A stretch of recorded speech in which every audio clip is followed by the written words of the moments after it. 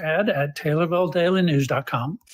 Your information station, WTIM. You are listening to WTIM, your information station. It's time now for the WTIM Morning Show, this time with Valerie Belusco, Community and Economic Development Educator with the University of Illinois Extension. Thanks so much to our live stream sponsors, People's Bank and Trust, where they put people first, in Landmark of Taylorville, where you always do better with Landmark. Valerie Belusco, always coming in with some great topics. How have you been these last couple of months here? Well, I have been great. How have you been? I've been doing super well. We're getting towards we're in the holiday season right now, and we just had a really cool conversation with Matt Hart, our economic development coordinator for Christian County, and we're kind of going to roll this conversation into this next one right here, because we all have a vague idea of economic development, but it differs from community development. Valerie, how can we be more successful? I mean, we probably should start with some definitions of these two terms we're talking about today. So, economic and community development is my role, and a lot of people think that is a whole lot to do, and it is. When a lot of people know what economic development is, and Matt is a great example of kind of the corporate side of economic development and really bringing jobs in to help increase the tax base, provide jobs for the community. Very knowledgeable person, understands all of the little bitty steps that you have to take in order to make one single project work. And that is great. What I personally focus on and enjoy more is community development, even though I do a little bit of both. Community development is so intertwined into economic development, and it's hard to sometimes separate them in some instances. But when you think about community development, you're really thinking about, thinking about a group of people. That could be a group of people working on a similar project, a group of people with a similar focus or belief, or it could be literally like a community of people, like a place or a town. And what you want to do is help them work to change either the economic, the social, the cultural, or the environment situation. And so when you're working in community development, usually you're kind of working on several areas of study. So often you get into sociology, political science, social work, psychology, economics, planning, and the list just goes on and on. But they're all intertwined, and they're all so very important to have a successful project. Absolutely. So is it safe to say community development can happen without economic development, and vice versa there? These go hand in hand. So from my personal opinion, I think they often go hand in hand. However, when we're looking at people that have jobs in these two fields, because this encompasses so much, usually you have people with specialties. And so you might have somebody in community development that is focused strictly on urban planning or rural planning. Other people that are really focused on just social work and the social psychology of the community. And same with economic development. You could be focusing on building up entrepreneurship in your area, or you could be focused on bringing in a larger corporation to provide mass jobs to the community. So there's just it's a wide spectrum. It sounds like community development's a little bit harder to pinpoint rather than looking at figures and business coming in and people shopping at these businesses. Am I on the right track with that one? You are completely on track with that. It really you're focusing a lot more on the human aspect and the human nature, and just our feelings and how that kind of complicates things. With economic development. It's a lot of numbers and statistics, and how much space do we have? Where are the roads? Where are the fastest ways to ship by air or by train? Those are kind of stagnant, easier numbers to work with, and you're not bringing in the human element, which sometimes complicates things. So community development often gets a little bit more complicated from my personal perspective in trying to figure all of that out. Absolutely. You got some key principles in community development. Can we get into these a little bit, Valerie? Okay, so depending on what you're looking at, what text you're reading, what study you're looking at, usually people say there are 7 or 8 key principles to community development, things that you need to look at overall when you're helping and working on a project. First and foremost, everyone will tell you is community participation. It's so important because you want to make sure that everyone can be part of the process and everyone has the ability to be heard. Very, very important. Yeah. 2, you want to make sure that there's ownership and involvement. I'm sure you have probably worked in communities where maybe you see a project that starts to gain a lot of momentum and then suddenly you go, oh, I haven't heard about that project in a while. What happened? Yeah. And that's because everybody gets really excited in the beginning, but then sometimes things get a little bit messy, and so you don't know who owns what part, who is involved in what part, and it kind of starts to decline. So very important. Yeah. Empowerment is incredibly important because you want to empower the individuals that are working on these projects to feel like they are change makers, and they have the ability and they can be the positive pusher, sometimes is what I like to call it, to get a project started or get a project completed. Yeah. Need those positive pushers in the community. Oh, definitely. Yeah. And we have them. Sometimes they're hidden, but they are out there. Oh. Equal access and opportunity is certainly important. The way we studied community and economic development 100, 200 years ago was definitely different than what we do today because we got kind of tunnel vision back in the day to focus on just one particular part and not really focusing on the ramifications of those decisions of bringing something in. And so now when we do community development, we really think about, okay, how is this change going to affect others? How's it going to affect things 10, 20, 50 years down the line? And so we always want to keep that in mind. Networking is super important. Something that I tell kids this all the time. Networking is so important. And if you want to be successful in any type of job that you have in the future, just knowing people, meeting people, being able to get out there and talk to people can be so important because it not only helps connect you with resources, but it also helps connect you with new ideas and it helps give you an opportunity to share your ideas. Oh, totally. Yeah. Number 6, we call rethinking. Let's face it, we all get stuck in our little box, right? Yeah. We think that this is the only way to do something. And I know small communities often get stuck in that kind of circle of work. And so what we have to do is we have to kind of take everything back and start from the beginning and rethink about what's working, what's not working, what do we need to change, what's feasible to change, what isn't, and kind of break everything down into steps that we can tackle because sometimes it gets too overwhelming if you look at it as one big piece. But if you break things down into manageable steps, you can really start thinking about what your options are and how you can maybe change what you're doing for the better. Totally. Yeah, it's no question why some of these projects take so long because you have so many things to consider. Just in all these things. A couple left here, Valerie. The last 2, number 7, is advocacy. Of course, you always want to make sure that you're advocating for your cause, for whatever you're doing, for whatever you're trying to change. And there are a lot of community developers that stop the list right there. Yeah. However, you will find in some fields of study when they're looking at community development, they add an 8th principle in there, and that is learning.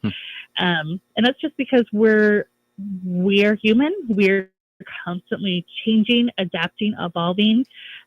Same with our needs and our actual environment. So understanding that, there's always something new to learn out there. There's always something that we can just think about and possibly change. And so, never letting that important little factor get overlooked.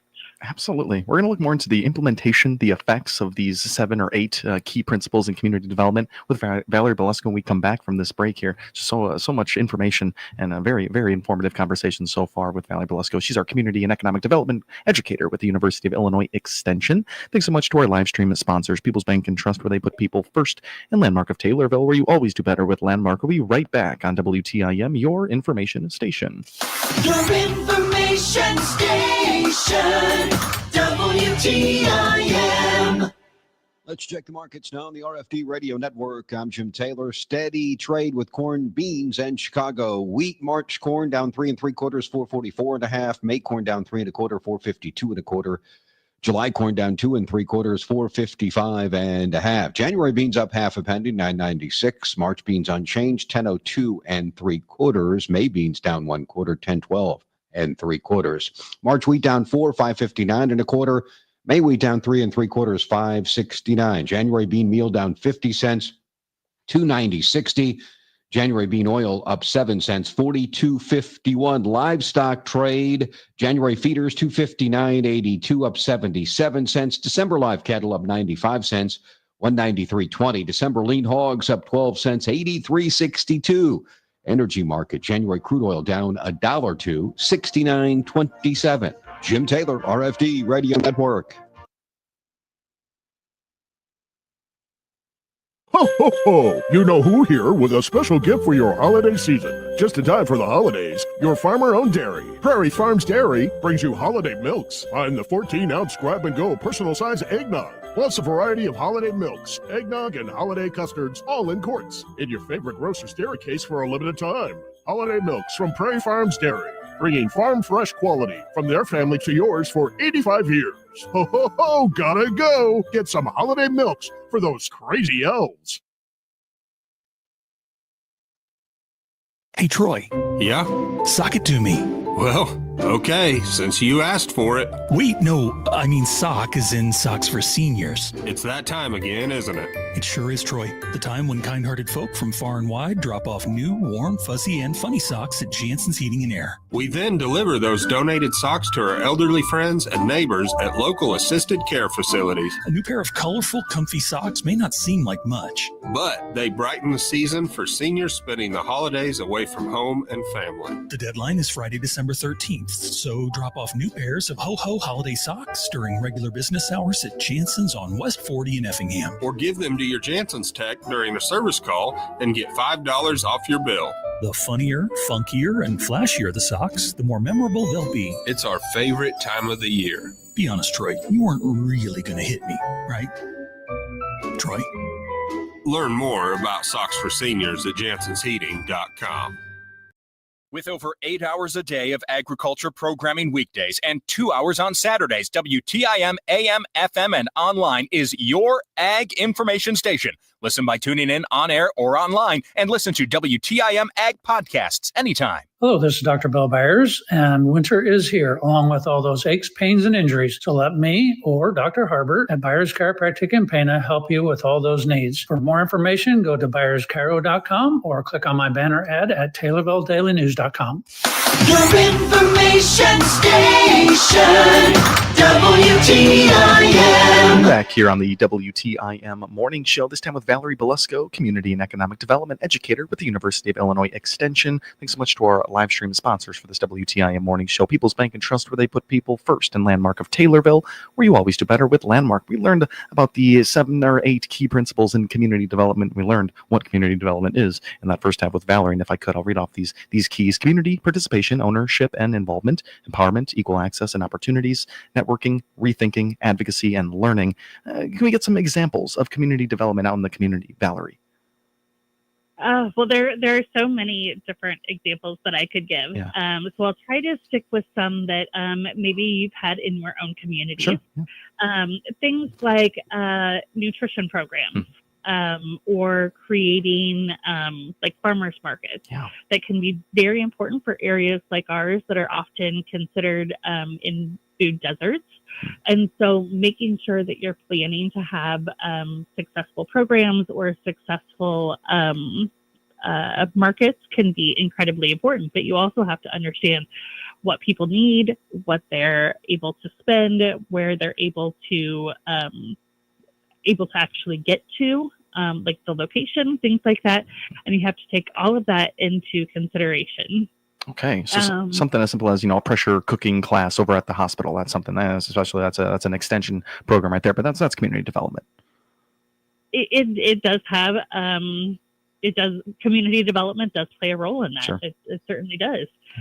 Local festivals are often big examples of how community developers kind of get involved and help with the planning process, especially when you have so many people working on so many individual projects. It can be great to bring in a community developer, somebody that can kind of help just make sure everything is organized, make sure that everything continues to flow and focus on the true meaning of why the festival or celebration was started. I actually, just thinking about that, my hometown just had a festival this weekend, and I was reading on Facebook that, 30 years ago, this festival was created for a very specific reason, and now people feel like the reason has changed. And so it was a very interesting discussion on Facebook where they had some of the people that originally started the group and then people that are now on the committee and what they're trying to do. And some of it was just lack of communication with the public. So the public didn't understand why the changes had been made. And that can be very important because sometimes the public really grasps hold of a certain concept and then they don't understand why the change is happening. And so while change is good, making sure that you're always explaining why the change is happening and what the benefits are can be incredibly important. Yeah. So, yes. Perfect example right there. Also like recreational facilities, public spaces, any kind of play areas, volunteer programs, community work, even working with hospitals. Hospitals do a plan every 3 years, and many health departments do as well, where they kind of go through and they refocus their priorities and they say, okay, what do we see? What does the community see? How do our priorities need to change? And so bringing in a community developer can really kind of help expedite that process and help bring in an unbiased opinion to allow conversation to flow and for everyone's voices to be heard, but then to also kind of get down to the root of what can we change, what can we do, how do we create steps to get there. Yeah. So, and as you're mentioning those things, I'm sorry to cut you off, Valerie. Did you wrap up things there? Yeah, no, community development is in everything. Yeah. I just don't think people truly understand how much it's in. Yeah, you're absolutely right. As you're speaking on those right there, I'm thinking of things like, okay, well, there goes the empowerment key principle right there, and an ownership, and just having some involvement in these is just so important in community development, and it manifests through these festivals and fairs and community gatherings that we do have. Valerie, we got about a minute and 20 seconds left here. Where would you like to go from here? We can talk more of how Extension can really help implement these things. So, Extension can certainly help implement these things. Cool. We do provide objectivity and effectiveness. We have a lot of research and a lot of just educational materials and campus expertise that we can always lean on if we need to in certain situations. We're really good at kind of breaking down different strategies so you can really get the outcomes that you're desiring. Sometimes it can be hard to identify strengths and weaknesses when you are in the middle of a project, but bringing in an outside consultant like somebody from Extension can certainly help identify those strengths and weaknesses and really help figure out what the next steps are. Yeah. I always think, though, the most important part is to give an unbiased viewpoint, though, and to just help improve relationships. Many of the times when you bring in a community developer, it's because you need someone who can help bridge the relationship between maybe a CEO and board members or mayors and elected officials and the community members, because that communication piece is just so important. Yeah, and that's a great topic there, and great aspect to leave off on. If you're too close to it, having that second opinion there will always help. Valerie Beluska, we're totally out of time, but I thank you for taking the time and being here with us this morning. Thank you for having me. Absolutely. That's Valerie Belusco, Community and Economic Development Educator with the University of Illinois Extension right here on WTIM, your information station. Thanks for tuning into the WTIM Morning Show. Now, Big 870 WTIM Assumption Taylorville, 96.1 W241 CF Taylorville, 107.5 W298 CD Shelbyville, 107.9 W300 EH Payne and Nokomis. Happening that we didn't have, that would have never happened. They would have never happened. But